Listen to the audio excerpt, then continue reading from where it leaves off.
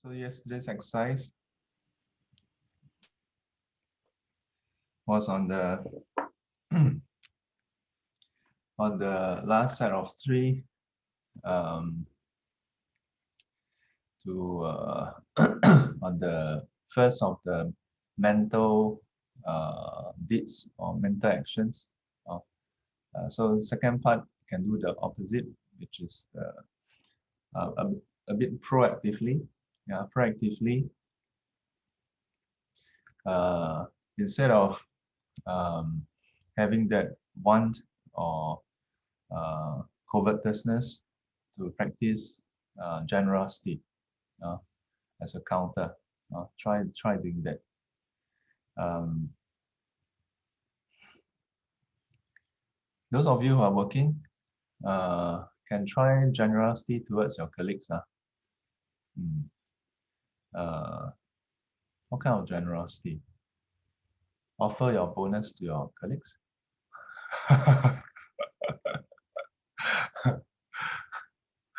Offer your position to your colleague. uh,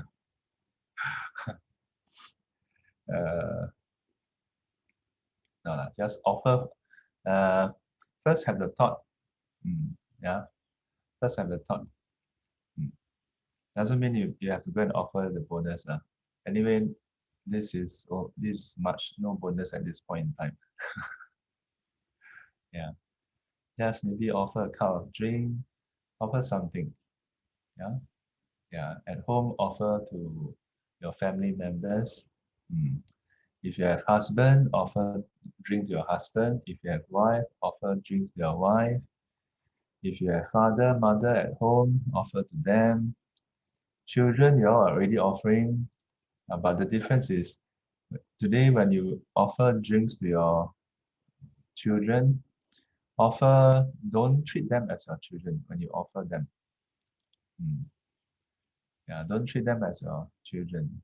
Treat them as sentient beings. Offer to them. Mm. Okay, try that. Uh, those who need to go off can go off first. Oh, but before that, let's say hello to Venice. Venice Q. Hello, Venice. Hello, good morning to all. This is my first time I can make it. I'm so happy. I never believed that I can really go and maintain for 30 minutes. Okay, for the Very first good. time. Yeah, thank you. Yeah. So Yeah. so welcome. Yeah. Yeah. So together with Mei Yan, she's with SBYM, volunteer teachers. Yeah. Uh, Very admirable of them to volunteer their time every weekend to spend time to teach and guide the kids from preschool to primary school to secondary school. Yeah. And as you all know, when you're a volunteer teacher, it's not as simple as just turning up. There's the preparation you have to do beforehand. And after that, you still must review your lesson plan and things like that. Yeah, really not easy. So welcome, welcome. Let me see. Uh, the rest are all season parking. Mm. But here today, also want to share something else, which is uh, when we are not well, and we go and see the doctor. Yeah. So as I was saying, when we are not well and we go to the doctor, uh, the doctor gives the prescription, give the instructions. Yeah. Or maybe sometimes we see some medical journal or medical article or flyers or brochures, and then again the advice would be according to what illness, then what must you do and so on, right? But if if after listening to all this advice or seeing all these pamphlets, we don't do. or we do, but we never do follow up. Yeah. Then can we be cured of the illness? Cannot. Yeah. But then we say, oh, doctor, I want to have a follow up. Then I say, okay, come follow up. Oh, but not for consultation lah. I want to meet you for lunch. Just chit chat. Then the doctor say, also can lah. I mean, you have been a patient for so many years already. But have you eaten medicine or not? No lah, we just meet up for lunch and chit chat lah. Oh, okay, okay, arrange. Then will you recover? Cannot recover. Yeah. Nobody ever get well by eating lunch with doctors or no. Otherwise, hospital will just be a big cafeteria. Yeah. Then the doctors just sit in a different table. Then right, then crack 3 no, table 5, Dr. Lim. Then come, order some food and eat. After eating, recover already. Does it work that way? Doesn't work that way.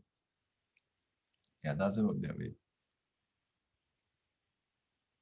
And in the case of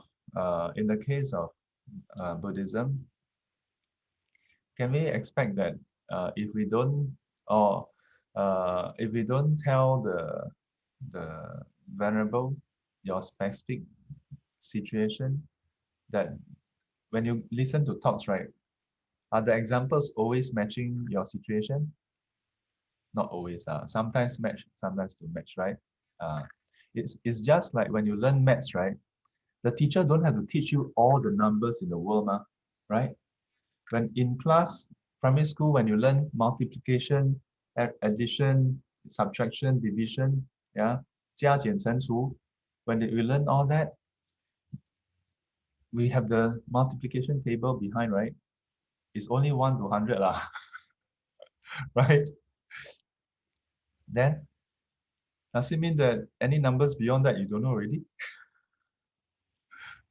And even 1 to 100, from P1 to P3 or P2, did the teacher go through all the possible numbers? 1 to 100? Don't have to. Why? Because they just give you a few examples to teach you the principle. As students, we're supposed to learn the principle. And after learning the principle, we're supposed to try to apply the principle.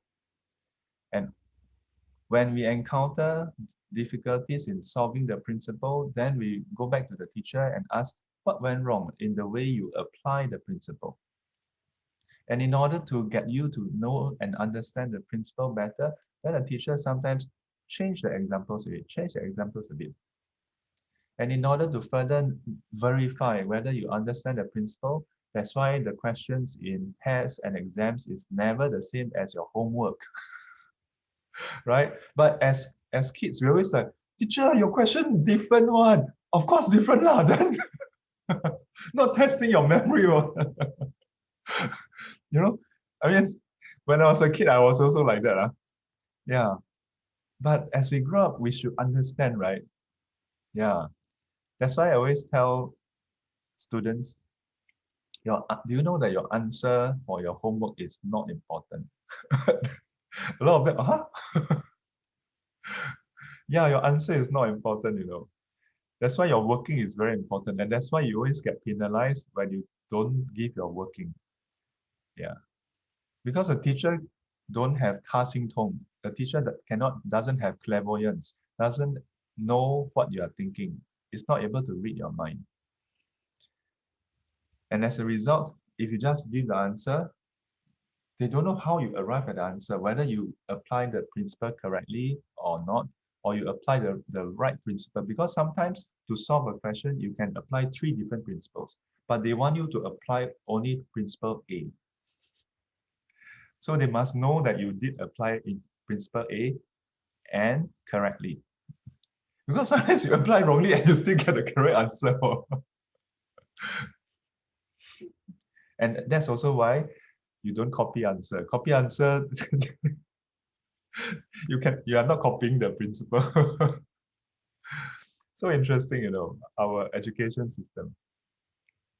And all that can be applied to our way of learning the Dharma and using it to help ourselves. You attend this Dharma talk under this venerable, you attend the Dharma talk under that venerable, you go for this retreat, this class, and so on. Okay. The important thing is not the venerable. The important thing is whether you learn the principle and then apply the principle. If we don't do that, you can have lunch every single day. You cook lunch, have lunch, breakfast also have together. Yeah, still no change. You don't help yourself. I think there's some in one of the sutta, the Buddha said, if a if a person don't practice the Dharma, then if the person is far away, even if the person is next to the Buddha, you know. But there were a lot of people going to see the Buddha, But there was a nun, if I don't recall wrongly, the story wrongly, my teacher mentioned this story, that the nun was somewhere far away. Or no, the nun wanted to come first to pay respect. And then there was somebody else who was practicing, but didn't come. Then Buddha said that the one who didn't come has already paid respect. Yeah, yeah. Did I tell you all about the three ways of paying respect in this class in the morning meditation? Never. Yes or no? How come Li Hui say yes? Which class do you attend? Huh? So yes or no? Oh, see? 知道就知道准 Have or not? Okay, I give you condensed version. We respect someone, we say, very good. Yeah. Wow, you did a good job. We respect what the person do. So the first level is, in a way, you say lip service, or or verbal praise, verbal respect. Wow, you did a good job. Like imagine you see someone go and climb the mountain. Yeah. Then you say, wow, so admirable. Then you post, you share the post, you write on the Facebook, wow, so brave. Wow, wow, wow, wow. Of course, for me, when I see people climb mountain, right, I always say, why? I don't understand why people climb mountain. You climb mountain, you have to come down, no. Climb for what? Unless you intend to stay up there. You want to go up there to build a house, build a condo. Your parents are there. You go and visit them. Then bo pian, right? You climb just to take a picture, plant a flag, come down. Anyway, never mind. It's okay. That's not part of the example. So some people respect, some people don't respect. You express it. Second level, you respect to the point where you say, hey, you know this guy in the photo or not? Yeah, this guy every day go and train. Who is supporting this guy? Hey, oh, then your friend say, oh, he has a Patreon page, he has a crowdfunding page. He planned to go and climb the Bukit Timah hill. So you need support. Okay, but you donate trekking shoe lah, go and buy the stick. Okay, so now beyond just words, 共轨嘛, then you even give material support. This second level of respect. That means you respect to the point where you want to do something. But third level is you respect and you agree with it so much that, wow, hey, when is he climbing? I also go and climb. When is he training? I also train. And this is the third level, where you are so inspired and you respect so much that you change yourself. You transform your body, speech, and mind. This is the highest level of respect. So when I usually share this during the week's 2年. Yeah, about how when you think about your departed family members, don't just think and cry. Yeah, think about the good qualities and truly respect them by emulating their qualities. But don't wait for people to die, then emulate lah. Don't wait until 师傅 one day die already. Oh, 师傅, I'll be good. I'll practice according to what you say. Don't wait until that day. But human beings like that, no? Yeah, human beings very strange. And even after people die, we do that for 3 days. Then after forget about it. Tendency. Not all, not all, not all. So think about it. Yeah. If you truly want to benefit from the Dharma, you must emulate the enlightened ones. 我们说学佛学佛 emulate the enlightened ones. Don't just 依着礼敬诸佛 don't just 礼敬诸佛 in just physical way. I told my mom, I said, the highest form of 礼敬诸佛 or paying respect to the Buddha is to learn Dharma and change ourselves, transform ourselves. That's the highest form of respect. Yeah. Then later when I look at Hua Jing, that's what Hua Jing say. So go and change yourself. Amitabha. Have a transforming Tuesday ahead. Oh, happen to be TT. Okay. Bye-bye.